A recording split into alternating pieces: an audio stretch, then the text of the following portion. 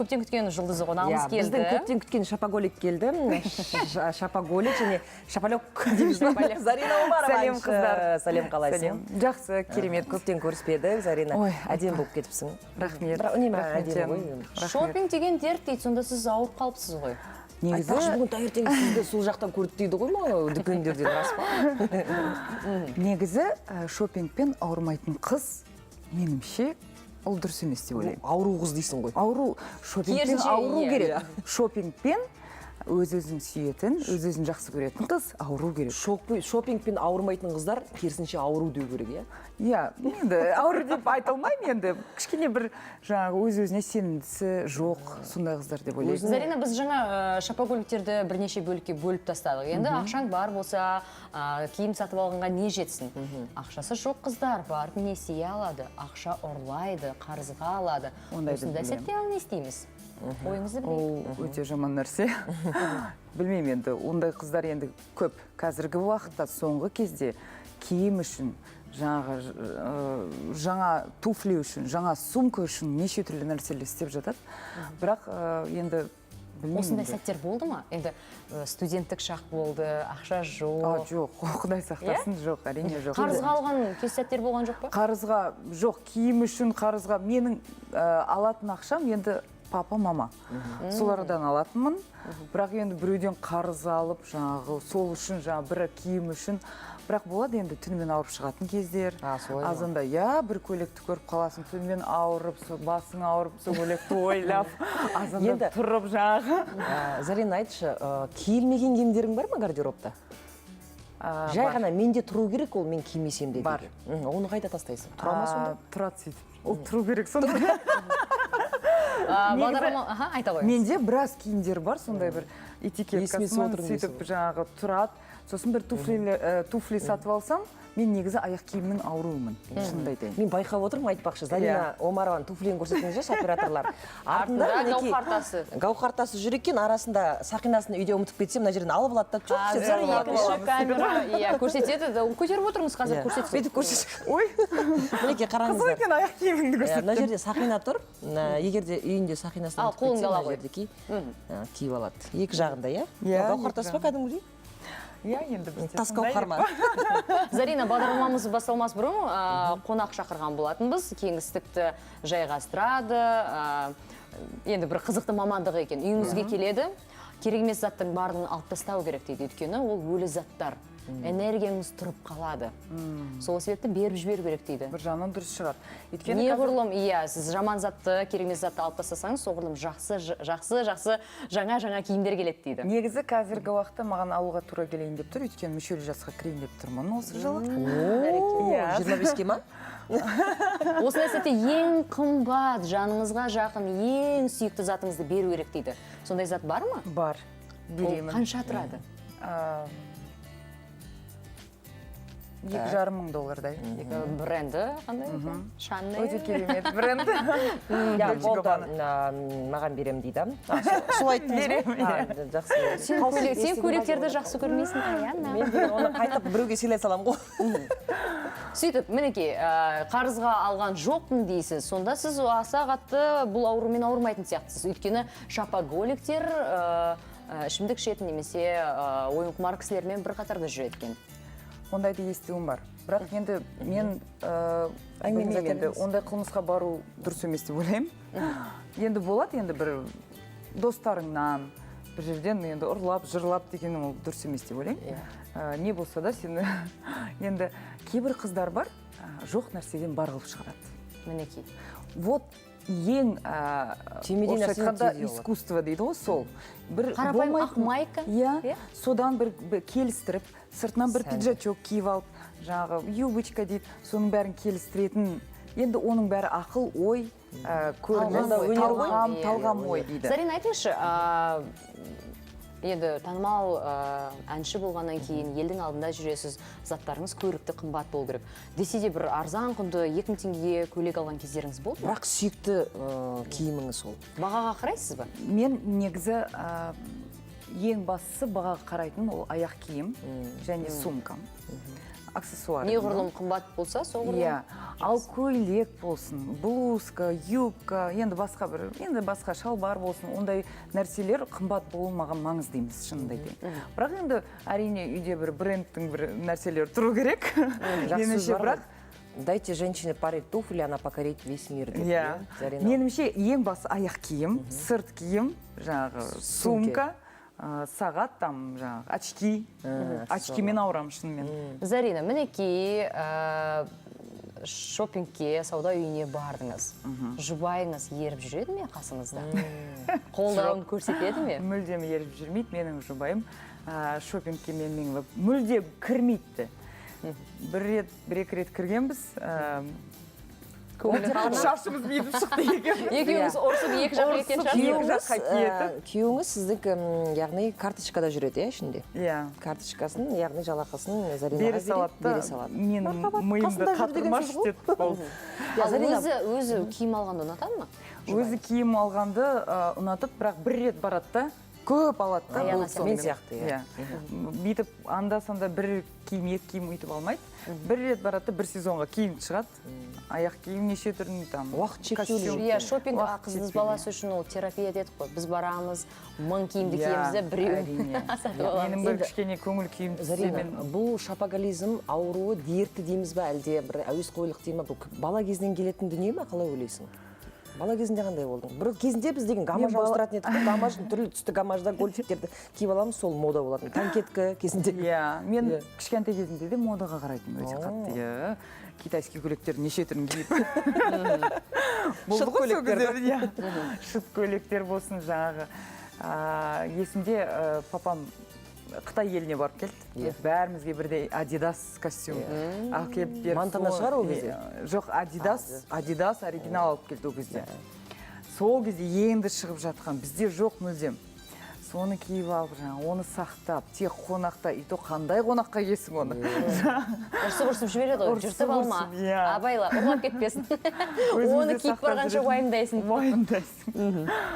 Сөйтіп, әрине кішкентай кезінде де гольф, денеге дегесін олды шығады. Жаңағы бәрі құптап, жаңағы сөйтіп киетімін. Өте сондай бір сәнге әуез едім. Енді әуез сондай қыз едім кішкентай кезімнен. Менің сіңілім керісінше. Ондайға онша қара қызықпайтын. Ойындам, мен жаңағы неше түрлі юбкаларды киіп шығатынмын. Ақ, жаңағы көк. Өнерге жақынсың ғой. Өнерге жақын болғаннан кейін кішкене. Мінекей, әрбір қыз баланың арманы үйінде, пәтерінде гардероб болса дейді.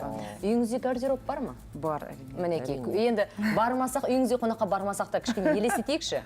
Бір бөлмелі қанша шаршы метр? Шкаф па, гардероб па кәдімгі? Гардероб. Бір бөлме. Бөлме, бірақ үлкен деп айта алмаймын. Енді 100 шақырым метр десек. Енді бір 30-40? Жоқ, одан аз әрине. Бір бөлме болады, бір кішігірім бөлме. Кішігірім бөлме. Оның ішінде жаңағы бәрі жаңағы ұйымдастырылған, сөйтіп жаңағы не, аяқ киім жинап, жоғары жаққа жаңағы бас киімдер, ұзын көйлектер мілетін жер бар. Жаңағы енді әртүрлі. Қараңызшы, осы енді пайыз бойынша алған кезде, сол гардеробта неше пайыз киім сіздікі, нешесі жұбайыңыздікі? Мен шынымен айтайын, расында айтайын, бүкіл гардероб менің киімдерім тұр. Басқаша киімдер тұрған жоқ. Жұбайыңыз қайда ұстайды киімдер? Жұбайымның киімдері шифонерде, спальный гарнитурдың шифонерінде тұрады. Сонда енді ұялмай айтады дейді соны. Порядок дейді ғой, гардеробыңыз үнемі жиналып тұра ма? Жиналып тұрады. Жоқ, болады бір мезгілдерде жаңағы тез бір концерттен екінші лақтыра саласын. Өзің жинайсыз ба? Өзім жинаймын, иә, гардеробымды өзім жинаймын. Бірақ енді келетін қызым бар, ол жаңағы полын шкафтарды шаңын сүртсе болды. Менің ойымша ешбір қыз гардеробқа үй жинайтын кісіні кіргізбейтін сияқты. Негізі кіргізбеу керек, иә. Мен де кіргізбеймін. Естеріңізде ме, мынандай фильмдерді көретін едік қой, үй жинайтын қыз келген кезде өзінің хозяйкасы не дейді? Үйдің енді иесінің киімдерін кие. Иә, демлеп жүреді. Мен әрдайым соны көзіме елестетемін деп жауып кірмеңдер деп. Құрметті достар, біз хабарымызды жалғастырамыз. Бізде студияда қонақта шопоголик, әнші Зарина Омарова. Бізбен бірге болыңыздар. Алматы арнасында Диана Қырықбай әріптесім, Аяна Габдуллина лайв студия бағдарламасында.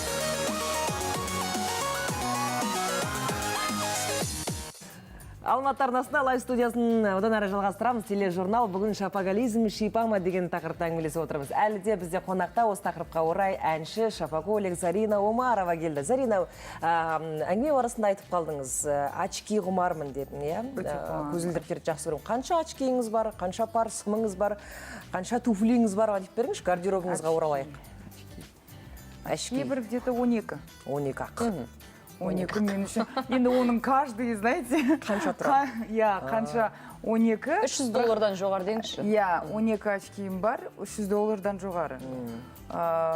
Ол очкилер әртүрлі, әр жаңағы бояуда, стилиді. Иә, спортивный киім киінсең, спорттық очки киесің, классика болса классикалық. Енді туфли жақсы көремін дедіңіз. Туфлиң қанша туфлиіңіз бар? Туфли көбірек енді, 50-ден асады. Сөмке? Сумка қазір.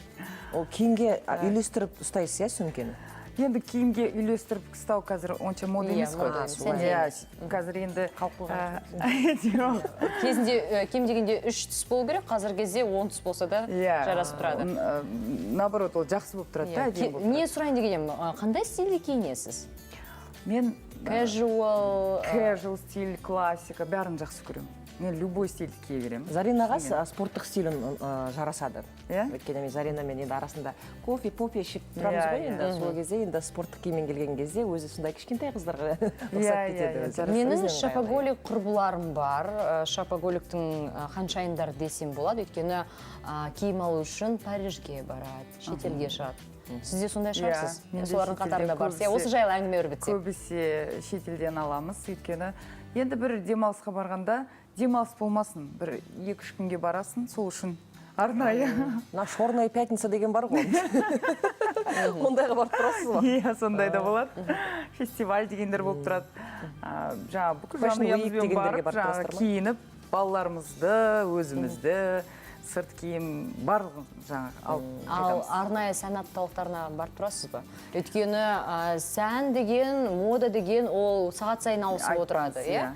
Енді Қадағалайсыз ба? қадағалаймын, бірақ баруға енді шамалы уақытым жоқ шынында айтайын. Бірақ енді оған бару керек, келу керек. Енді біраз енді жанұямен творчествоны бірге алып жүргеннен кейін кішкене оңай емес. Ғаламтордан бақылап отырасыз ғой.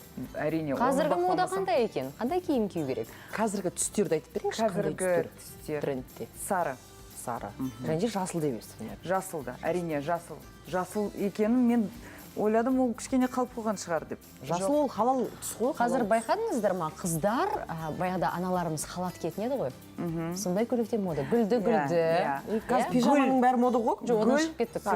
Иә, пижамадан болды. Керісінше халат былай екі жақтан жабылып байланатын. Гүлдер мода, Ночнушка мода. Иә, ночнушкалар, сосын жаңағы үлкен бір Сланцы. Мысалы, қараңызшы, мен Үйге кетінде мен модныйым ба? Мысалы, мынау ұзын футболка. Поднейсің. Астындағы юбкасы бір бөлек. Бөлек па бұл? Әрине бөлек. Мен өзім киім алған кезде әртүрлі ансамбль жинағанды ұнатамын. Үстімдегі. Сен дирижерсің. Мен сәнге лайықпын ба? маған өте ұнайды үстіндегіңіз, бірақ мен аяғына не етін, белый киеді Енді бойым кішкентай болғаннан кейін, бағдарламада кейде тұрып жүргізгеннен кейін, Аян екеуміздің бойымыз бірдей болсын деп, туфлиді киюге мәжбүр болдым. Өкінішке орай Құдай бойды бермеген. Ойды берсін де ойды бермеген. Кроссовканы кие алмаймын. Біз хабарымызды жалғастырамыз, Зарина. Енді қызыңыз бар ғой сіздің. Иә. Неше жаста? 6-да. 6-да. Өзі киімге қалай бұл? Мам, купи мне это деп тұратын шығар қазір енді. Таң атпастан, әр айтқан таңымыз соның жаңағы детсадқа киетін киімі. Бізде бір үлкен бір скандал десе де болады үйде. Жанжал болады ғой. Жанжал Ол болғанда өзінің таңдаған киімін кие ма? Алып бересіз бе? Мен алып берем ғой. Өзін таңдағанды алады, мен де алып берем, бірақ мен алып берген затты кимейді. Қанша алсаң да мен алып былай қараш, мына жер әдемі ғой, мына жерінде мынандай бар екен, алыш киш деп не істесем де болмайды, кимейді. Бәрібір өз таңдағанын киеді. Қандай түсті ұнатады екен қызыңыз? Қызым кішкене қаралау түстерді ұнатады, неге екенін білмеймін. Мен ақшылдау түстерді алам, ол жаңағы тек жаңағы Зарина, Қаралау. қызыңыз маған ұқсаған екен. Ал бізде иә. Өкінішке орай уақытымыз тамам, Уақытымыз, иә, әңгімені жалғастырып отыр ғой. Негізі менің жіпім ғой, жан подружкам. Шапоголик, әнші, Қазақстан эстрадасының жұлдызы Зарина Омарова бізде қонақта болды. Шапоголизммен ауырмайды, керісінше ол деген соңғы сәнді трендті ұстанады. иә? Шабыттандырады дейді. Ол шабыт, яғни шопингке бару үшін ақшаңыз көп болсын, өнерде де өмірде сәттілік тілейсіз. Үлкен рахмет.